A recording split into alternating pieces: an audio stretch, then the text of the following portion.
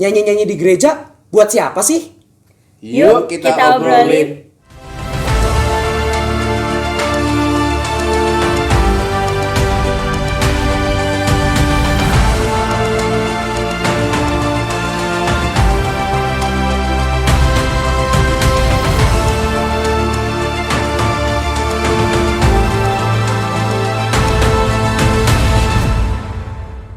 Shalom jemaat Tuhan dikasih oleh Tuhan Yesus Kristus. Shalom. Shalom. Nah, shalom juga untuk para pendengar, para penonton setia channel Gereja Keluarga Tabernakel Induk Bandung. Kali ini kita sudah masuk kembali di segmen ngobrol atau ngobrol Alkitab. Kemarin ini sempat diselingi oleh Ngopeni ya. Ngopeni dari seorang penyanyi yang sangat legend. Kalau saudara penasaran boleh dicek di di channel gereja kita. Nah, untuk di sekarang ini, kemarin ini ngobrol terakhir itu kita sedang membahas tentang bagaimana Roh Kudus itu memenuhi seseorang. Itu tidak harus dengan tanda-tanda yang spektakuler, tapi melalui perubahan hidupnya dia. Nah, itu kalau misalnya saudara penasaran boleh juga dicek. Nah, tapi sekarang kini kita sudah melewati momen Pentakosta ya, momen Pentakosta, dan seperti yang kita tahu setelah Pentakosta itu sudah lewat, ada jemaat mula-mula ya, kita sebut sebagai jemaat mula-mula. Mereka hidup bersama-sama dengan luar biasa gitu, dan impact mereka Injil semakin tersebar di seluruh kawasan daerah-daerah situ gitu ya. Nah, itu akan menjadi suatu pembahasan yang sangat menarik saudara. Jadi kita nanti ke depan ini ngobrol tuh akan membahas semuanya tentang jemaat mula-mula itu. Bagaimana gereja modern itu, apakah gereja modern itu bisa bercermin atau meneladani jemaat mula-mula. Yang harusnya yang meneladani ya. Yang meneladani harus kan jadi berdampak baik ya. Betul. Bagaimana caranya gereja modern itu seharusnya bisa menjadi seperti gereja mula-mula gitu ya. Nah, jadi gereja mula-mula ini akan menjadi sebuah standar penilaian gitu ya, yang menurut aku akan sangat baik kalau kita bahas. Nah, sekarang ini kita, kalau saudara melihat ya, sekarang ada wajah baru gitu ya. Ini mungkin saudara yang masih belum, pernah dulu sebenarnya beliau menyampaikan, kita berdua tuh sempat ngobrol pengalaman iman dulu, zaman dulu pernah. Nah, tapi sekarang ini kita ada di segmen ngobrol nih. Ini kalau namanya adalah saudara Leonardo. Nah, saudara Leonardo ya. Halo Leonardo. Nah, jadi ini adalah kawan sahabat baik saya gitu, dari satu alma mater kita, sama-sama sekolah teologi, dan dia pun melayani di sebuah gereja. Nah, kali ini dia ingin menceritakan tentang pengamatan yang dia lihat di lingkungan pelayanannya. Coba Ri, gimana? Apa yang lu lihat di lingkungan pelayanan gereja lu untuk sekarang ini? Oke. Sebetulnya ya kalau berkenaan dengan apa yang tadi kita bahas tentang bagaimana cara hidup jemaat mula-mula gitu ya. Betul. Kadang penasaran gitu ya. Gimana sih dulu orang beribadah di zaman itu? Gimana sih kegiatan mereka dalam persekutuan? Ya. Apakah masih sama dengan apa yang kita lakukan sekarang? Sekarang kita tahunya kalau ke gereja tuh gimana sih? Apa aja kegiatan kita ketika kita masuk dalam sebuah gereja.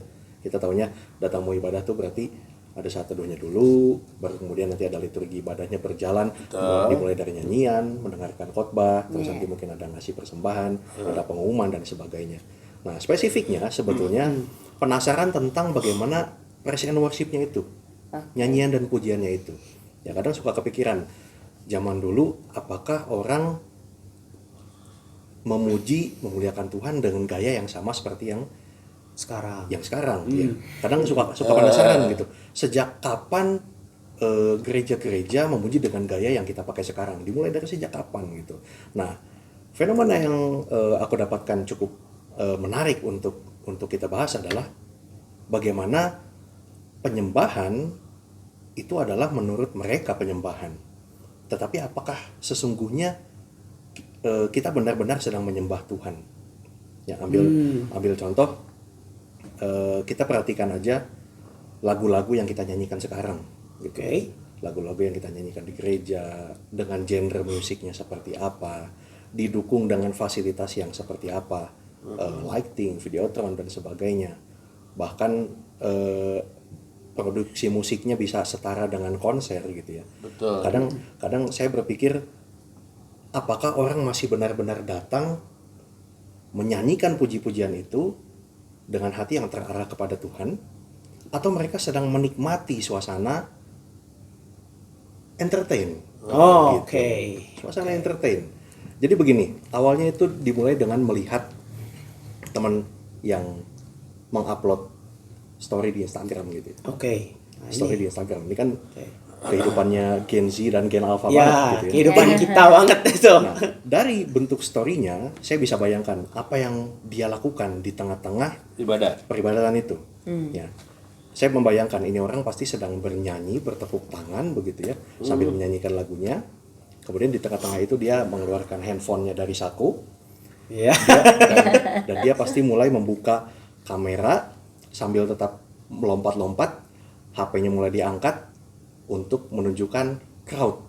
Apa kegiatan apa kegiatan yang Di sedang gereja ada di sana. itu ya. Iya, iya, Ya, iya. merekam bagaimana orang loncat-loncatnya, apa yang ada di depan mimbar seperti itu. Dan saya berpikir, apakah hari-hari ini orang datang ke gereja karena memang hatinya rindu menyembah Tuhan, memuji Tuhan, atau karena ada suasana yang dinikmati, ada suasana tertentu yang sedang ingin dinikmati, yang mungkin mereka nggak bisa dapatkan di luar. Ya, mungkin mereka kalau datang ke tempat-tempat seperti itu akan dilarang orang tua dan sebagainya. Iya. Iya, iya. Lantas kemudian ketika hal itu bisa ditemukan di gereja, malah jadinya itu yang dinikmati. Ya, satu sisi saya percaya gereja memberikan yang terbaik. Ya. Pasti, Gereja berusaha pasti. untuk memberikan yang terbaik bagaimana untuk orang bisa nyaman beribadah. Nah, tapi sekalipun mungkin orang yang membuat ide untuk peribadatan seperti itu nggak bermaksud untuk membuat ibadah ini jadi salah fokus, tapi kenyataannya yang aku takutkan adalah orang jadinya datang dengan salah fokus. Iya. Iya. ngerti. Bukan hadirat Tuhan yang dia nikmati, yang dia cari, tapi suasana entertainnya yang dia Iya, cari. betul. Begitu. Oke, kalau misalnya kita mengacu dari awal-awal tadi, di mana Leo ngomong kayaknya penasaran deh apa yang dilakukan oleh jemaat mula-mula itu, apakah dari mana asalnya? Sebenarnya mungkin ada dari para pakar yang lain mungkin bisa memberikan sesuatu gitu. Coba mungkin Mana dari dulu aja? Oke, enggak, saya hanya membayangkan memang apa yang terjadi gereja mula-mula sebetulnya fenomena itu pun bisa terjadi di sini. Di mana ada mungkin kalau di beberapa negara ya seperti Korea Utara yang melakukan ibadah pun juga sulit, ataupun di daerah-daerah tertentu di Indonesia ketika ada satu daerah yang tidak welcome terhadap peribadahan Kristen juga sama. Karena yang pasti waktu saya melakukan dalam perjalanan pemberitaan firman Tuhan, menyanyinya aja dengan setengah suara. Iya. Ya itu kan, dan crowdnya nggak boleh crowd. Nggak boleh crowd. Karena itu menimbulkan perhatian sehingga itu. Nah artinya memang yang tadi Leo katakan itu memang banyak terjadi di kota-kota besar. Ya, kalau di kota-kota yang tadi saya ceritakan tidak terjadi, ataupun di desa-desa walaupun itu terbiasa. Nah, memang saya melihat bagaimana fenomena ini terjadi karena pertama adalah terlebih tadi Leo berbicara mengenai generasinya Leo ya, Gen Z. Gen Z. Ya, Gen Z itu kan adalah generasi yang dimana sekarang kan sebagai digital native yang menginginkan juga validasi dari media sosial. Betul. sehingga apa yang dilakukan, saya lagi ke gereja nih, ya kan? Iya, benar. Jadi Gereja dia story-nya dia. story-nya gitu Iya, kan, iya, dan berharap nanti dengan begitu ya paling tidak juga viewernya lebih banyak dan lain sebagainya. Nah ini yang memang yang memelencengkan dari arah peribadahan, terlebih pada saat puji-pujian. Itu juga dikarenakan pemuridan yang tidak sampai, karena banyak hal yang belum mereka ketahui. Jadi gini, maksudnya banyak hal yang mereka tidak ketahui, apa sih maksud puji Tuhan tuh, bagaimana puji-pujian seharusnya dilakukan, ya kan? Nah esensinya itu yang belum sampai sama mereka. Nah para pengunjung itu pun sebetulnya ketika menyanyi itu memang kecenderungan menyanyi itu adalah melepaskan emosi. Oh, ya. Ya kan, melepaskan emosi oke, ya. oke. Waktu dia mendengarkan kata-kata walaupun ya itu sehingga dia emosinya bisa terlepas. Waktu dia ada pergumulan dia bisa menangis ya kan, ataupun dia lagi senang juga kan dia bisa merasa sesuatu yang bisa menimbulkan terima kasih Tuhan dan lain sebagainya. Saya hanya mengatakan bahwa lagu pujian itu adalah kalimat-kalimat yang diambil dari firman Tuhan. Iya. Dan itu adalah hal yang baik karena kalimat firman Tuhan itu lebih mudah diterima dan diingat dalam bentuk lagu daripada membaca. Itu salah satu gunanya pujian. Nah, tapi sewaktu orang datang itu dengan tidak hal yang lengkap, dia tidak tahu ketidaktahuannya, itulah yang melenceng. Ya kan, tujuannya apa? Ya, bagaimana seharusnya dia bersikap dalam bernyanyi? Ya tentunya juga kan nggak bagus dalam muji Tuhan kekian gitu kan, begini-begini kan. Saya juga merasa itu kurang proper. Gitu. Proper ya kan. Orang di ibadah begitu. Harusnya kan pas Iya. memuji Tuhan nggak begitu dong, kita memuji Tuhan. Betul, makanya di sini juga fenomena ini bukan baru sekarang ya. Ada dari Matius 19 ayat yang ke-8 nanti kita akan baca. Dan sekarang Matius aja. sekarang aja. Ya, itu pun juga sebetulnya diambil dari Yesaya 29 ayat 13, tapi saya membacakan dalam Matius 15 ayat yang ke-8 15. dan 9. Ya. Bangsa ini memuliakan aku dengan bibirnya, padahal hatinya jauh daripadaku. Percuma mereka beribadah kepadaku, sedangkan ajaran yang mereka ajarkan ialah perintah manusia. Jadi tetap itu tidak merubah, karena apa yang mereka ikuti bukan arti firman Tuhan yang diikuti, apa yang dikatakan oleh manusia. Nah, jadi memang ini yang saya katakan, saya fenomena ini saya sadari memang banyak terjadi kota-kota besar ya, seperti itu. Nah, itu yang dari saya, pendapat Ya, saya. tapi sebetulnya kita harus tahu esensi asal ya. Betul. Kenapa Tuhan menciptakan kita Betul. ya? Buat apa kita beribadah kepada Tuhan gitu. Ya, Saya dan- tuh sudah mengajarkan lewat Yesaya 43, saya lihat ayat berapa ini. 43. Yesaya 43 ayat 21. Nah, dikatakan begini, saya bacakan ya. Umat yang telah kubentuk bagiku akan memberitakan kemasyuranku. Oke. Jadi, manusia itu diciptakan dengan satu tujuan, untuk memuliakan Allah yang hidup. Ya, memasyurkan Allah, memuliakan Allah yang hidup. Nah, lo saya ingat pada mulanya pujian itu disampaikan oleh bangsa Israel itu waktu bangsa Israel berhasil melewati Laut Teberau. Oke. Ya kan? Di situ mereka memuji-muji Tuhan gitu. Mereka pujian pertama itu memuji Tuhan, mengucap syukur tentang kebesaran Tuhan sehingga mereka satu bangsa diselamatkan ya dari kejaran Firaun, tentara Firaun. Nah, itu tuh contoh yang baik sekali kalau kita simak memuji Tuhan untuk mengucap syukur, mengagungkan nama Tuhan. Lalu saya ingat soal Daud, ya Daud waktu berhasil membawa tabut Allah kembali. Nah dia memuji Tuhan bukan untuk supaya dilihat sama rakyatnya ya. Rakyat, ya, betul. Dia Oke. dia memuji Tuhan karena dia bersuka cita tabut Allah itu berhasil Nanti dibawa dibawa kembali, gitu. ke Yerusalem. Nah jelas sekali kalau dua hal ini kita bandingkan, jelas sekali ini mencapai apa yang tujuan mau. Itu ya, apa yang Tuhan mau yaitu memuliakan nama Tuhan gitu. Tapi memang sih kalau saya lihat yang terjadi saat ini tuh dalam kehidupan gereja Tuhan ada, menurut saya iblis juga punya tujuan pengen dipuji gitu ya. Oke. Nah kita tahu kan iblis itu adalah tadinya malaikat Tuhan yang jatuh. Dan dia juga melayani di bidang Di pujian. bidang pujian. Pujian, Ya, pujian, betul. iblis itu melayani Tuhan di bidang pujian. Lalu dia ingin dirinya dia yang dipuji sehingga dia ingin meninggikan dirinya dia, lalu dia melawan Tuhan, maka dia jatuh dijatuhkan oleh Tuhan gitu ya. Nah, jadi sampai sekarang ini iblis tetap tidak tinggal diam kalau ada anak-anak Tuhan yang punya tujuan betul-betul ingin memuliakan nama Tuhan, ingin bersyukur kepada Tuhan. Karena kok bukan saya yang dipuji, Iya, gitu ya. iya. Nah, itu sebabnya menurut saya iblis juga menyusup ke gereja gitu. Iblis sih tidak membungkam pujian di gereja, enggak. Kamu nggak boleh memuji Tuhan ya. Tapi kamu mengambil alih ya pujiannya. mengambil alih. Betul. Memanipulasi sedemikian rupa, merebut itu ya yang sampai sama akhirnya Tuhan untuk dirinya. Dia iblis merusak pujian itu menurut saya ya. Iya.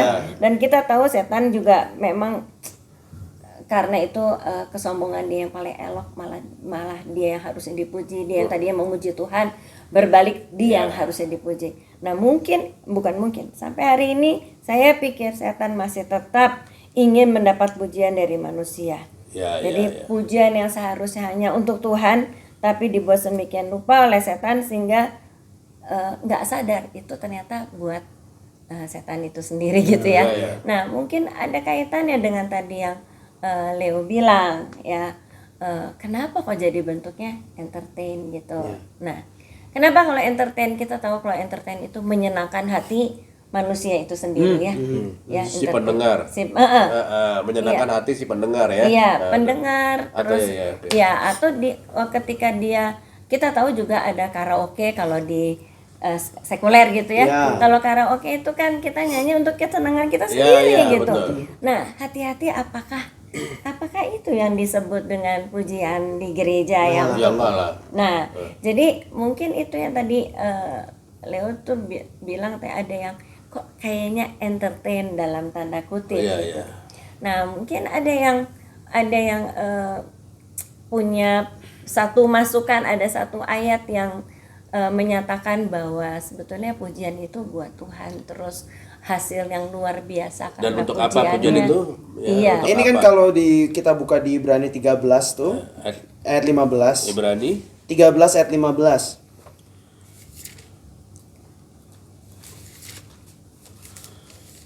Di Ibrani 13 ayat yang ke-15 itu kan dikatakan seperti ini. Sebab itu marilah kita itu maksudnya jemaat juga ya. Oleh dia huruf besar ya, oleh Tuhan, senantiasa mempersembahkan korban syukur kepada Allah, yaitu ucapan bibir yang memuliakan namanya. Jadi memang dalam arti kata memuji, menyembah Allah melalui pujian itu semuanya tuh untuk ucapan syukur. Karena kan itu mempersembahkan korban syukur. Jadi sejalan dengan apa yang tadi Mama sudah sebutkan bagaimana di Nabi Yesaya dan bagaimana adegan bangsa Israel setelah bangsa Israel menyeberangi Laut Tebrau, ada pujian Musa dan bangsa Israel di situ yang di lead atau yang menjadi WL-nya gitu. Itu adalah Miriam gitu. Ya kan kalau misalnya pakai bahasa kita sekarang. Tapi kita sekarang membahas tentang ini kalau tadi apakah ada peristiwa-peristiwa tentang yang menunjukkan bahwa pujian itu untuk Tuhan dan apa tadi pertanyaannya yang Mama tadi terakhir. Jadi yang apa hasilnya ketika kita memuji Tuhan ya. Terus karena kalau kita baca dari yang barusan, ayat yang barusan, pujian di sini kan bukan artinya aku memuji Tuhan, bukan kan? Pujian di sini artinya nyanyian. Iya. Ya, nyanyian pujian gitu ya, spesifik kan ya. Nah, kalau kita lihat dari bahasa aslinya itu pujian di sini tuh spesifik. Nyanyian. Nah, untuk nyanyian. Nah, mungkin ada yang mau berbagi di Alkitab gitu ya. Ketika kita memuji Tuhan dengan sungguh-sungguh, menyanyi buat Tuhan dengan sungguh-sungguh, apa yang terjadi? Nah, tapi sebelumnya boleh saya ini ya. Tadi ayatnya dari yang dibacakan Mika itu sebetulnya ada kata korban. Tuh. Ya, tuh. Ya, kata korban itu berarti korban syukur tuh artinya kita tuh harus mengorbankan sesuatu, baik itu kedagingan kita, ego kita, sebelum kita mengucapkan syukur. Nah, pada saat juga kita mengalami pergumulan, itu tuh kita harus juga mengorbankan kesombongan kita bahwa kita mengakui kedaulatannya Tuhan. Ya, melalui ketika kita masuk ke dalam puji-pujian dan mengucapkan syukur itu, nggak mungkin kita dalam keadaan marah-marah bisa bersyukur. Betul. Ya kan? Nggak mungkin kalau kita tidak pernah mengakui bahwa Tuhan baik, itu kita bisa bersyukur. Jadi hal itu yang harus dikatakan korban syukur tuh artinya kita mengorbankan ego kita, kedagingan kita, keinginan kita, dan mengakui kedaulatan Tuhan. Ya, jadi kita merendahkan diri di hadapan Tuhan. Betul. Ya. Kalau misalnya tadi kita di awal tadi kita membahas jemaat mula-mula, ada nggak sih jemaat mula bersekutu tuh ada sebenarnya? Ada. Bersekutu bernyanyi, memuji, bersekutu dan memuji Allah gitu. Karena di Kisah Para Rasul 2 ayat yang ke-47. Sambil memuji Allah. Nah, ini lanjutannya dari ayat 46 ya. Dan mereka disukai semua orang dan tiap-tiap hari Tuhan menambah jumlah mereka dengan orang yang diselamatkan. Ini kalau kita baca ayat sebelumnya, coba boleh tolong Ri bacakan ayat 46 Ri. 46. Dengan bertekun dan dengan sehati mereka berkumpul tiap-tiap hari dalam bait Allah. Mereka membacakan roti di rumah masing-masing secara bergilir dan makan bersama-sama dengan gembira dan dengan tulus hati. Langsung aku nyambung kan sambil memuji Allah. Amin. Nah, itu berarti ada kata pujian di situ ya. Berarti mereka memang pada Bentuknya seperti apa tuh kira-kira? Nyanyian. bentuknya nyanyian.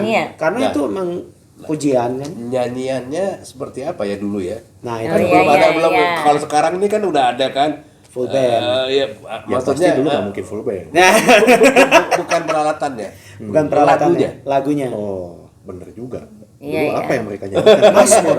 Nah, itu Mazmur. artinya mereka itu menyanyikan firman Tuhan. Ya, betul. Gitu loh. Benar. Itu Bukan kan. apa yang jadi pengalaman manusia. Ya, Ya, benar, gitu.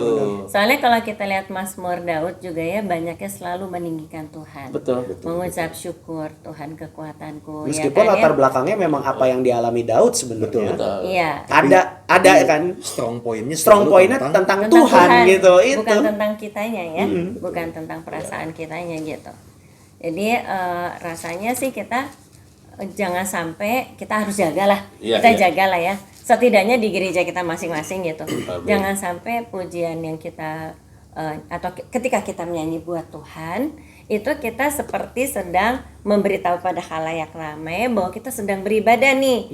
Bentuk ibadahnya kayak gini, enggak lah. Kalau kita nyanyi aja buat Tuhan, boro-boro keingat ya untuk keluarin HP. Iya loh. Boro-boro keingat loh gitu. Sebab ketika kita mengucap syukur, kita memuji Tuhan, pasti kita hanya aku dan Tuhan gitu loh harusnya sih. Bahkan Mungkin dia punya pengalaman yang lain. bahkan mungkin Ri sebelum lu ini menyampaikan pengalaman gitu ya. Bahkan di dalam peristiwa dari jemaat mula-mula itu ada sebuah peristiwa di mana ada seorang rasul bernyanyi di dalam penjara.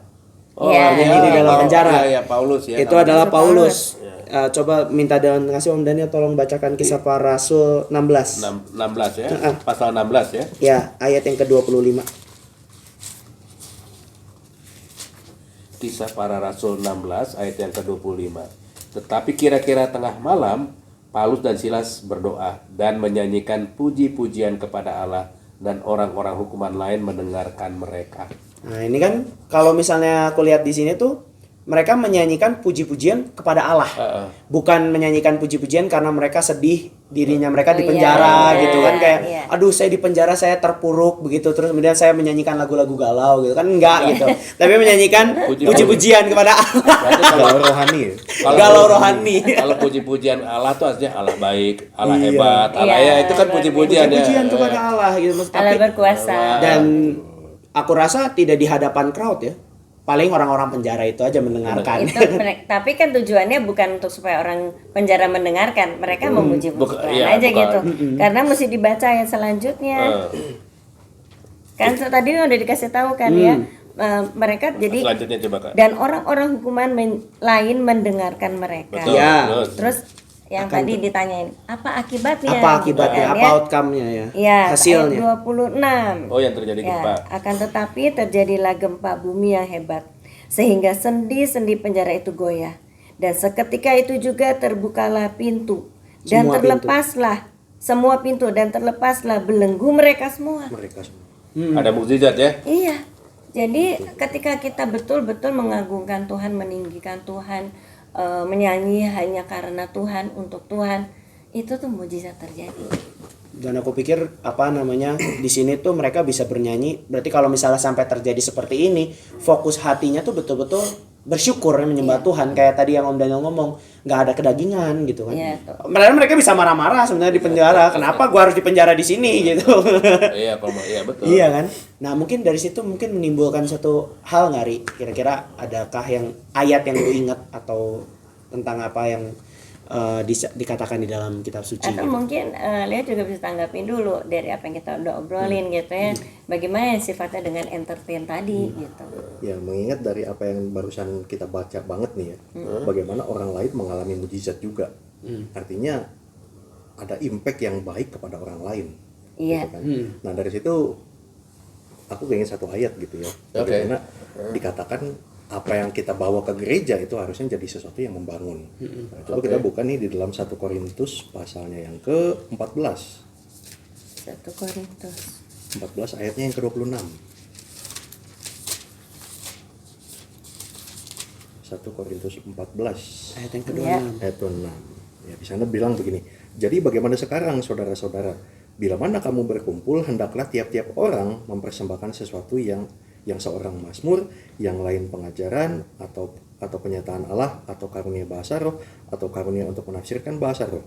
Tetapi semuanya itu harus dipergunakan untuk membangun. Nah, kayak tadi kita bayangin nih, kita datang ke gereja, kita datang ibadah, kita udah tahu ada apa aja di sana, ada puji-pujian, ada Khotbah. firman Tuhan, khotbah, memberi persembahan dan sebagainya. Itu kan sama seperti orang masing-masing membawa sesuatu. Dan Iya, dikatakan itu semua harus dipergunakan untuk membangun. Nah, mengenai apa yang tadi aku sampaikan gitu ya, fenomena yang aku lihat di kalangan Gen Z dan Gen Alpha, nampaknya apa yang mereka lakukan terbukti bahwa itu hanya dinikmati bagian entertainnya saja, Iya, karena dirinya dia sendiri. tidak membangun. Nah, dari mana bisa lihat tidak membangun? Tidak Karena membangun, ya. seringkali kita lihat yang seperti itu pulang ke rumah masih sama aja. Iya. Besok Senin masih sama aja. Jadi bisalah kita bilang bahwa sebetulnya ketika dia datang di sana bukan hadirat Tuhan yang dia kejar, bukan hal yang membangun yang dia kejar. Tapi memuaskan diri ya. Betul. Makanya ketika pulang di rumah kita tidak melihat apanya yang dibangun. Ya, artinya mungkin hal-hal yang mereka lakukan selama ini mereka merasa sedang worship, sedang memuji Tuhan, tetapi sesungguhnya yang mereka cari adalah suasana entertainnya. Iya, jadi yang Bukan Tuhannya ya. menyenangkan diri sendiri. Jadi dia tidak mengorbankan egonya. Betul. Iya kan? Tidak Itu ada yang tadi Iya, ya, Ibrani iya. 13-15 itu. Kalau mengorbankan ego, kalau datang dengan kerendahan hati, tentu bukan kita yang disenangkan, Iya. tapi Tuhan yang Tuhan yang disenangkan. disenangkan. Betul. Iya, iya. Harusnya kan dari namanya juga kan kebaktian, ya kan? Diambil dari kata dasar bakti. Bakti, ya. Ya kita datang untuk berbakti sebetulnya. Tapi kenapa seringkali yang aku takutkan dari fenomena peribadatan kita sekarang adalah kita cari ke gereja saya dapat apa, gitu kan? Memang banyak. Oh, itu memang betul. Anak-anak muda sekarang juga banyak. Iya, dan bukan hanya itu, memang dari orang-orang tua juga Iya, kan orang tua banyak juga seperti itu. Jadi Ya, bisa. tujuan ke gerejanya itu untuk ya itu tadi Dia saya yang dapat apa? disenangkan. Dia Ya, disenangkan. saya juga beberapa kali gitu mendengar ada jemaat yang terus buat apa kita datang persekutuan doa, kita dapat apa di situ, gitu ya. Terus udah gitu bukan kita memberi apa. Kalau kita datang kepada Tuhan, kita berbakti kepada Tuhan, kita memberi, ya kan? Betul. Memberikan korban. Ada korban ada tadi, mazmur, persembahan. ada yang kita memberi apa gitu. Ini aku dapatnya apa? Ya, Nah, memang itu sekarang tendensinya memang ke sana. saya merasakan satu perbedaannya ketika kita menemui petobat-petobat baru ya. Itu mereka justru haus akan firman Tuhan. Ya, mereka misalnya saya pengen sekolah, saya pengen ada PA, saya pengen ini gitu kan. Nah, jadi mereka mencari hadirat Tuhan, mencari firman Tuhan, sedangkan orang yang sudah lama bertobat ya, atau bahkan yang sudah dilahirkan sebagai anak Tuhan, sebagai orang Kristen lah saya katakan seperti itu, justru seperti itu pertanyaannya. Terus kalau saya nanti di PA ngapain? Ya kan apa yang saya dapat gitu kan. Nah, seharusnya justru dia kalau misalnya dia memiliki sesuatu, dia bisa berkontribusi kepada orang-orang yang ada di Betul. PA. Iya, Datang betul. untuk berbagi. Iya, Datang untuk berbagi. Betul, datang untuk Iya, kan? berbagi. Ya, jadi Betul. saya pikir jangan ya aku tuh dapat apa, bukan. Kalau kita berbakti kepada Tuhan, seperti Paulus dan Silas berbakti kepada Tuhan, Iya. memuji Tuhan. Kalau nanti efeknya adalah mendapat mujizat, itu adalah karena Tuhan melihat bahwa kamu perlunya ini. Iya. Oke. Gitu. Tapi saya punya satu catatan yang saya pernah sampaikan juga ya. Jadi kita tuh harus tahu, kita tuh harus mengerti apa sih tujuan dari lagu itu dinyanyikan di dalam gereja ya. Nah, mungkin ada orang-orang yang nggak ngerti, makanya tadi Kalau datang tunggu nyanyi, abis nyanyi aku story, aku lagi di gereja nih lagi Pas nyanyi lagi gitu momen ya. rame, story. Ya padahal ada satu tujuan gitu. Tujuan menyanyi di gereja itu apa? Itu menjadikan pujian dalam gereja sebagai ada orang yang salah mengerti sehingga dia menjadikan pujian di dalam gereja itu sebagai alat hiburan untuk menyenangkan hati, Artinya ya. untuk Nah, itu entertain. tadi salah fokus. Tapi itu. bukan untuk menyembah Tuhan. Itu pengertian yang salah. Pengertian yang salah adalah mengubah fokus pujian pada Tuhan dengan difokuskan pada manusia. Gitu. oke. Jadi lalu menggantikan lagu yang seharusnya meninggikan Tuhan itu dengan untuk meninggikan perasaan kita. Waktu kita datang ke gereja, kita jengkel di gereja, kita nyanyi terus senang sesaat gitu. Itu memfokus pada perasaan kita gitu ya. Yang penting lagunya relate gitu ya. Iya. Menyentuh. Bahkan dia bisa menangis. Bisa. Tapi sebetulnya kalau sesuai dengan firman Tuhan, lagu pujian itu bukan tentang bagaimana nyanyian berdampak pada perasaan manusia, tetapi tentang bagaimana nyanyian itu membawa kita menghormati Tuhan. Bagaimana nyanyian itu membawa kita membuat kita atau membawa kita untuk memuliakan Tuhan gitu. Juga bukan tentang bagaimana emosi kita, tapi tentang kemuliaan Tuhan. Itu nyanyian di gereja mestinya seperti itu. Bukan tentang bagaimana iramanya apa sih, atau misalnya tentang panggung, tentang lampu-lampu, mungkin juga tentang drone gitu ya. Tetapi tentang memasuki tahta surga, memasuki hadirat Allah. Itu tujuan nyanyian. Saya pikir seperti itu. Jadi walaupun melodinya bagus, lampu-lampunya bagus gitu, kita harus hati-hati. Siapa yang sedang dimuliakan? Nah, Tuhan itu yang fokus atau penting. akhirnya kembali lagi iblis yang dimuliakan. Iya kan? Karena iblis tuh waktu mencobai Tuhan Yesus juga bilang kamu boleh dapat ini semua tapi kamu memuliakan aku. Nah, itu. Iya kan? Jadi iblis itu selalu memanipulasi sifatnya. Ini kita hati-hati kalau kita datang ke gereja nyanyi di gereja gitu. Jangan sampai kita tuh memuliakan iblis. Itu dia. Tanpa sadar ini salah fokus. Iya, Salah salah Tanpa fokus. sadar salah fokus. Ya, itu. Karena kan memang arti kata dosa itu kan tidak tepat sasaran ya. Jadi Iya. fokusnya bergeser gitu. Maksudnya Walaupun cuma sedikit. iya, walaupun cuma Iya, sedikit, betul. itu tuh kelihatannya sepele, tipis, tapi itu ngaruhnya tuh ngaruh banget gitu. Pengaruh karena perjalanan panjang walaupun 1 derajat itu akhirnya Jauh tidak sekali tidak ya. akan pernah bisa sampai tujuan. Ya, itu dia.